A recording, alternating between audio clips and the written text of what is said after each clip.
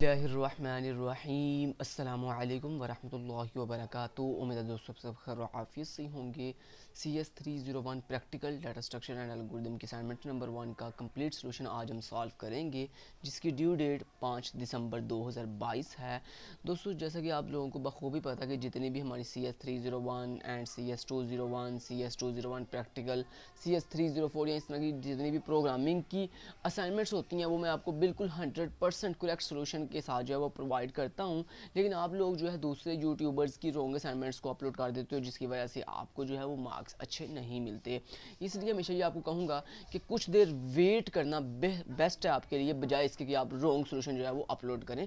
इसलिए हमारी वीडियो का वेट कर लिया करें। जब तक हमारी वीडियो नहीं आती CS301 की, CS201 की, CS304 की, तब तक आप वेट किया करें तो और हमारे 100% करेक्ट सोल्यूशन को जो है वो अपलोड किया करें। इसके अलावा दोस्तों जब आपकी असाइनमेंट्स आती हैं तो उनकी क्वेश्चन फाइल हमारी ऑफिशियल वेबसाइट www.khazishaltechnical.online पर अपलोड कर दिया करें, ताकि आपको क्विकली सोल्यूशन मिल सके।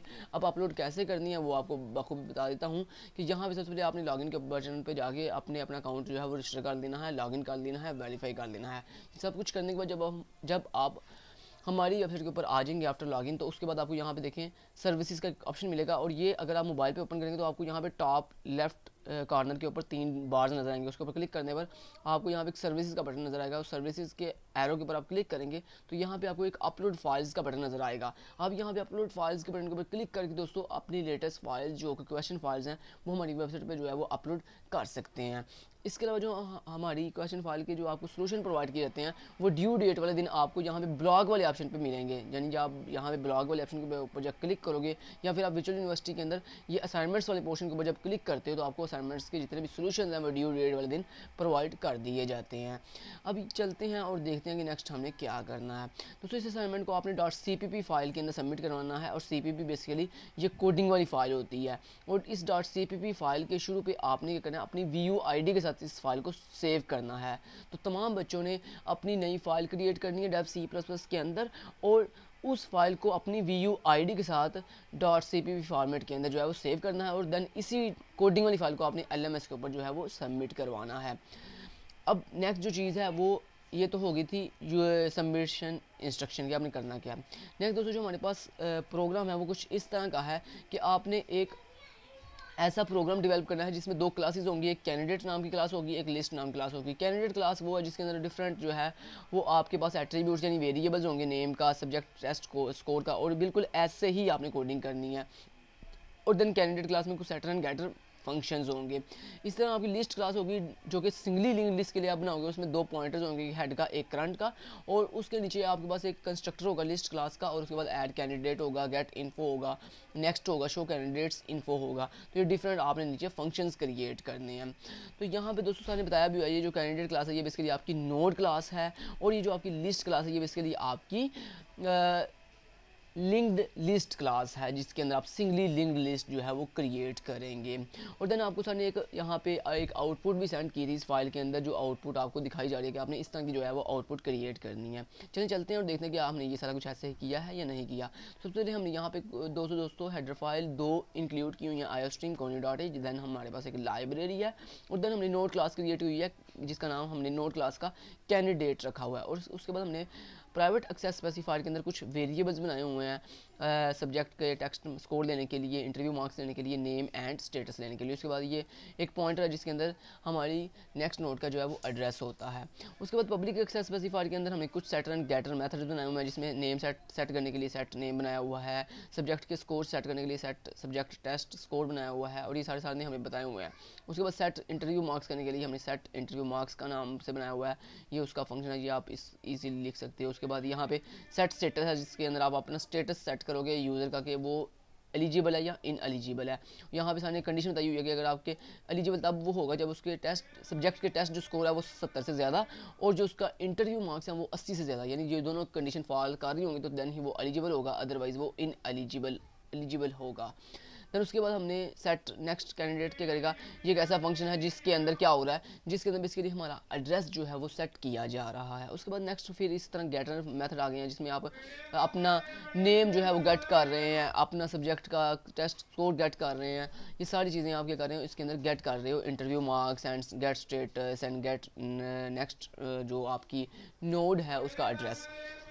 तो इतना करने के बाद आपकी ये जो पहली नोड क्लास थी वो यहाँ पे क्या हो गई, फिनिश होगी। नोड क्लास पे आपने सेमीकल करना है और कोड करते हुए बहुत ही केयरफुली कोड किया करें ताकि आपके एरर जो है वो ना आए। आप जो है पता नहीं वीडियो को स्किप करते हो, पता नहीं क्या करते हो, मुझे कुछ समझ नहीं आती आप लोगों की, बिल्कुल आप बच्चों की तरह वर्क करते हो। इतने बड़ी क्लास में आप आ चुके हो लेकिन आपको अभी तक कोडिंग लिखने का स्टाइल नहीं पता चला कि कोडिंग लिखते हुए बहुत ही केयरफुली चीज़ों को करते हैं। और आप लोग करते क्या हो, ये इतनी ज़्यादा कोडिंग को जब लिखते हो तो पता नहीं कहाँ आपका ध्यान होता है, गलत मत लिख के उसके बाद सारा ब्लेम हम पे डाल देते हो कि जनाब आपका कोडिंग यहाँ तो गलत है या फिर आप हमें इसको सही करके दो। तो मेरे भाई अगर हमने हर किसी को ऐसे सही करवाना शुरू हो गए तो फिर तो हम तो इसी काम पे लगे रहेंगे। तो इसलिए ये वीडियो किस लिए होती है, ताकि आप इजीली खुद अब आपको एक सोल्यूशन एक बंदे ने प्रोवाइड कर दिया है, लिहाजा अब आपकी जिम्मेदारी है उस सोल्यूशन को अच्छे से जो है वो यूज़ करना, उसका यूटिलाइज़ करना उस वीडियो को, ठीक है। तो स्किप मत किया करें, वीडियो को अच्छे से देखा करें, वॉच किया करें, फिर कोड लिखा करें, 1 बाय 1 एक एक लाइन करके अच्छे से देखा करें। चलिए जी, उसके बाद आ जाती लिस्ट क्लास के अंदर प्राइवेट एक्सेस स्पेसिफायर जिसके अंदर हमारे पास 2 पॉइंटर थे, एक हेड और करंट का। और देन पब्लिक एक्सेस स्पेसिफायर के अंदर हमारे पास क्या है जी, एक कंस्ट्रक्टर लिस्ट क्लास का जिसके अंदर हमने अपने दोनों पॉइंटर्स को नल के इक्वल कर लिया है। नेक्स्ट दोस्तों आ जाता है हमारे पास ऐड कैंडिडेट का फंक्शन। ये ऐड कैंडिडेट का फंक्शन है जिसके अंदर हम क्या कर रहे हैं, एक नई नोड क्रिएट कर रहे हैं। उस नई नोड ये जो हमने क्रिएट की है उसके तमाम के तमाम सेटर मेथड्स को हमने कॉल करके उनमें वैल्यूज जो है वो सेट कर दी हैं। तो ये सारी की सारी उसके सेटर मेथड्स हैं। देन हमने ये कहा कि हमने चेक किया कि अगर हेड नल के इक्वल है फिर देन हेड को और करंट को मेरी न्यू नोड के एड्रेस के इक्वल कर दो। अदरवाइज अगर ऐसा नहीं है तो फिर मैंने कहा एल्स में आ जाओ। और एल्स पोर्शन में आके मैंने क्या किया, मैंने बेसिकली तो मैंने बेसिकली क्या किया कि मैंने अपने करंट जो पॉइंटर है वो जिस नोड को पॉइंट कर रहा है उसके अंदर जाके नेक्स्ट एड्रेस रख दिया, उसके नेक्स्ट पॉइंटर को नेक्स्ट नोड का न्यू नोड का एड्रेस दे दिया और देन करंट को भी न्यू नोड के इक्वल कर दिया। तो ये कोडिंग आप हमारी सीख सकते हैं। हमारी CS301 की प्लेलिस्ट कंप्लीट है, CS304 की कंप्लीट है, तमाम की तमाम प्लेलिस्ट के अंदर मैंने 45 लेक्चर्स कंप्लीट किए हुए हैं। उनको देखकर आप अच्छे से अपनी कोडिंग कंसेप्ट जो है वो अच्छे से कवर कर सकते हैं। हमारे KST लर्निंग चैनल को अभी तक सब्सक्राइब नहीं किया तो वो भी कर लीजिएगा। देन यहाँ पे गेट इन्फो है जो हमें सारे के सारे जो हमारे कैंडिडेट्स हैं उनकी इन्फॉर्मेशन जो है वो गेट करके स्क्रीन पर डिस्प्ले करवाएगा। और देन उसके बाद नेक्स्ट है ये एक मेथड है जो क्या कर रहा है, ये बता रहा है कि नेक्स्ट कोई नोड अवेलेबल है कि नहीं है। उसके बाद नेक्स्ट शो कैंडिडेट इन्फो का फंक्शन जो क्या कर रहा है, जो बेसिकली गेट इन्फो वाले फंक्शन को कॉल करेगा और स्क्रीन पे सारे का सारा डाटा जो है वो डिस्प्ले करके देगा हमें। और फाइनली हमारी लास्ट पे क्लास को जो है वो टर्मिनेट हो रही है। यहाँ पे देखें क्लास की बॉडी एंड होगी, लास्ट में सेमीकोलन। उसके बाद हमारे पास आ जाता है जी मेन का फंक्शन। इस मेन के फंक्शन में सबसे पहले आपने अपनी लिस्ट क्लास का ऑब्जेक्ट क्रिएट किया और देन उसके बाद ये कुछ आपने जो है वो एक मेन्यू डिस्प्ले किया है कि 1 से 2 ऐड कैंडिडेट, ये सारा कुछ ये तो मेन्यू है, ये तो बताने की जरूरत नहीं है। उसके बाद आपने स्विच स्टेटमेंट लगाई हुई है जिसके अंदर आपने ये जो यूजर से चॉइस ली है ये चॉइस आपने स्विच स्टेटमेंट में डाल दी। अगर यूजर 1 चॉइस करेगा तो केस नंबर 1 चल जाएगा जिसमें क्या होगा, सबसे पहले वो उसे डिस्प्ले करेगा enter number of candidates you want to add, कितने कैंडिडेट तुम ऐड करना चाहते हो। जितने कैंडिडेट वो कहेगा चॉइस के अंदर उतने दफ़ा हम एक फॉर लूप चलाएंगे और उतनी फॉर लूप चल के हमारे उतने कैंडिडेट जो है वो ऐड कर देगी। तो यहाँ पे हमने ऐड कैंडिडेट वाले फंक्शन को कॉल कर लिया। अगर आप 202 प्रेस करते हो उसका मतलब केस नंबर 2 चलेगा जो क्या करेगा, जो हमें उन कैंडिडेट की लिस्ट दिखाएगा जो कि एलिजिबल है। और जो अगर आप केस 3 चलाते हो तो यहाँ पे वो उन कैंडिडेट की लिस्ट दिखाएगा जो इन एलिजिबल है। यहाँ पे जैसे स्पेलिंग मैंने दी है सेम ऐसे स्पेलिंग देने हैं। अगर ई कैपिटल में तो ई कैपिटल, यहाँ पे इन दोनों की जगह पे एलिजिबल और इन एलिजिबल। ऊपर ये जो मैसेज मैंने दिए हुए हैं ये तो आप कुछ भी दे सकते हो, आप स्मॉल में दे सकते हो, कैपिटल में दे सकते हो, कुछ भी। और अगर डिफ़ॉल्ट केस रन होता है तो फिर वो क्या करेगा, एग्जिट 0 कर देगा और फाइनली स्विच स्टेटमेंट से बाहर आगे गो टू पी, ताकि हम बार बार कोड को रिपीट कर सके।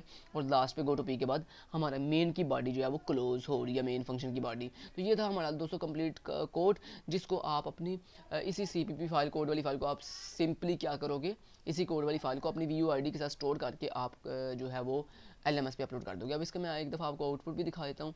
ये मैंने कंपाइल एंड रन किया। कुछ लोग दोस्तों ये जो आउटपुट विंडो होती है, यानी ये जो आउटपुट विंडो है ये .exe फाइल की इसको सबमिट कर देते हैं। तो इसको सबमिट नहीं करना, अपनी ये कोडिंग वाली फाइल सबमिट करनी है, ठीक है जी, समझ आ गई बात की। चलें जी, तो यहाँ पे देखें ये कोडिंग वाली विंडो सॉरी आउटपुट विंडो आ गई है। इसके अंदर देखें सबसे पहले मुझे कह रहा है कि 1 2 3 कुछ भी प्रेस करो। मैं मान लो मैंने कहा दिया 1, जैसे मैंने 1 प्रेस किया, एंटर किया, देखिए मुझे कह रहा है enter number of candidates you want to add. मैंने कहा 3 कैंडिडेट जो मैंने ऐड करने हैं। जैसे मैंने 3 लिख के एंटर हिट किया तो अब वो मुझसे 3 स्टूडेंट्स का 3 कैंडिडेट्स का जो है रिकॉर्ड लेगा। तो एंटर कहता है फर्स्ट कैंडिडेट का, कहता है enter the name of candidate, मान लो मैंने कहा दिया खिजर, एंटर हिट किया, कहता है enter the subject of test score, मैंने कहा 67 और देन इंटरव्यू मार्क्स जो है मैंने दे दिए 99। अब दोस्तों जैसे कि आपको पता ना कि अगर सब्जेक्ट के कैंडिडेट के जो सब्जेक्ट टेस्ट स्कोर है अगर वो 70 से कम होगी तो देन वो क्या होगा, इन एलिजिबल होगा, चाहे उसके इंटरव्यू मार्क्स चाहे 80 से ज़्यादा ही क्यों ना हो। नेक्स्ट अगला कैंडिडेट का आप डाटा देने के लिए आप यहाँ पे कैंडिडेट दोगे, उसका नाम है जी मान लो अली, उसके कैंडिडेट के सब्जेक्ट टेस्ट स्कोर है जी 88 और उसके इंटरव्यू मार्क्स है 99। और उसके बाद enter the name of candidate, मान लो यहाँ पे हमने कह दिया जी सना, और उसके बाद उसके सब्जेक्ट के टेस्ट स्कोर जो है वो हमने दे दी यहाँ पे 99 और उसके बाद उसका इंटरव्यू जो मार्क्स हैं वो 56 दे दिए। जब मैंने एंटर हिट किया तो यहाँ पे दोस्तों अब दोस्तों वो मुझे मेन्यू पे वापस ले आया है खुद ब खुद, और यहाँ पे मुझे कह रहा है एंटर योर चॉइस 1 से 2 add candidate to add candidate data और टू साथ display data of eligible candidate. मान लो मैंने कह दिया 2 कि मुझे एलिजिबल जो कैंडिडेट है उनकी लिस्ट दिखाओ। तो यहाँ पे एंटर हिट किया तो यहाँ पे देखिए मुझे एक कैंडिडेट है सिर्फ जो एलिजिबल है अली, क्योंकि उसकी सिर्फ सब्जेक्ट स्कोर जो है 88 है और इंटरव्यू मार्क्स 99 है। बाकी जो 2 कैंडिडेट है वो इन एलिजिबल में चले गए हैं। तो लिहाजा अगर मैं 3 प्रेस करके इन एलिजिबल दिखाता हूँ तो एंटर हिट करता हूँ और यहाँ पे देखो 3 के अंदर उसने 2 कैंडिडेट मुझे दिखाया है। एक खिजर है कहता है जो कि इन एलिजिबल है और दूसरा सना है जो कि इन एलिजिबल हैं। अब आप 1 2 3 के अलावा कोई भी अदर के नंबर दोगे तो वो ये खुद ब खुद सॉफ्टवेयर बंद कर देगा। तो यहाँ पे देखो मैंने 4 दिया, एंटर हिट किया तो सॉफ्टवेयर मेरा टर्मिनेट कर गया है। तो 100% कोड एग्जीक्यूट कर रहा है। Thank you so much till then guys, take care, अल्लाह हाफिज़।